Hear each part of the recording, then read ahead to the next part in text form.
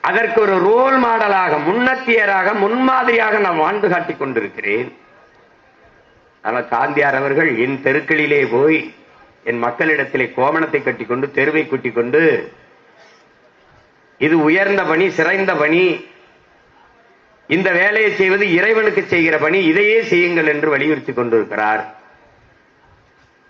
நான் உளவியல் நீர்முயர்வை என் மக்களுக்கு போதித்துக் கொண்டிருக்கிறேன். அவர் உளவியல் அடிமை சிந்தனையை விதைத்துக் கொண்டிருக்கிறார் என்று அண்ணல் அம்பேத்கர் அவர்கள் அந்த செய்தியாளர்களுக்கு பதிலளித்திருந்தார்.